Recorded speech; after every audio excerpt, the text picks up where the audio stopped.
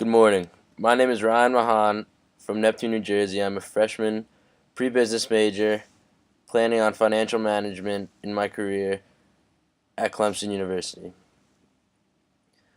The new student dialogue I attended was entitled "The Mirror's False Reflection: A Dialogue on Body Image." This new student dialogue took place on Tuesday, November 27th from 7 p.m. until 9 p.m. Upon arrival at my new student dialogue, our two peer dialogue facilitators had told us we were not having a discussion nor a debate, but rather a dialogue. This caused confusion between me and some of my peers. Initially, our group did not accept the idea of a dialogue, as people were not open to such discussion with a group of 30 some odd peers whom they had never met. Then an icebreaker brought out the similarities that we shared among each other, whether it have been home states, common names, or an interesting fact about them.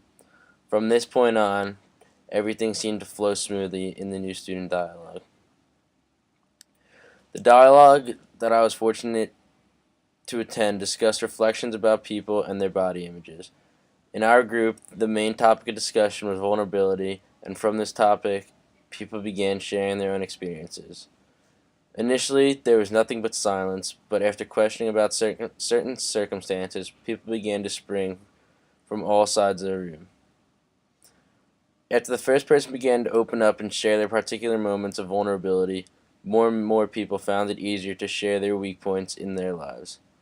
Activity continued to build throughout the dialogue, rather than people becoming shy about their specific low points in life. This made the new student dialogue more exciting. Unfortunately, there were more people in the group that tended to be reserved and shy rather than contributing to the group at all. Perhaps their true moments of vulnerability were too deep to share, but honestly, there had to be other moments of vulnerability in their life in which they could. I was, in fact, one of these persons. I don't consider myself as a person that tends to open up to the unknown and tell random people about a low point in my life. Therefore, my role was not as impactful as others. I do hold the utmost respect for those people in my group that were able to do so and share those particular moments in their life. Due to them, I was able to learn something new about myself.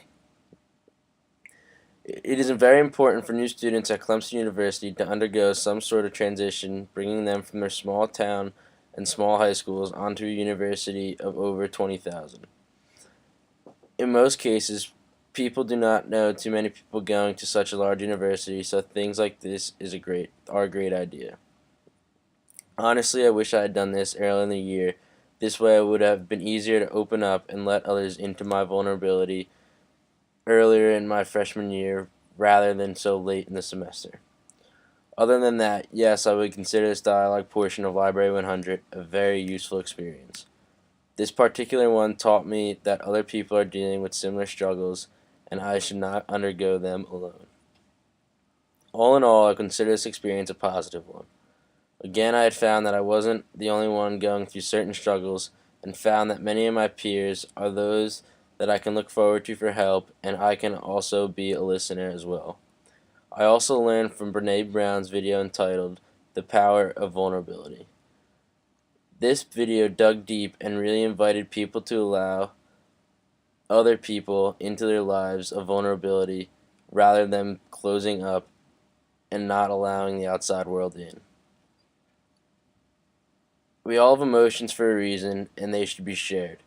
The greatest thing I was able to take away from this had to be the advice given at the end by Brene Brown when she left us in the video with the words, "I am enough."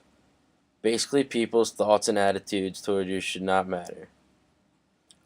What you have is what you have. It was meant to be so. Having a strong sense of self-confidence and letting things go allows you to do big things in life. Being yourself is a key to succeeding in life.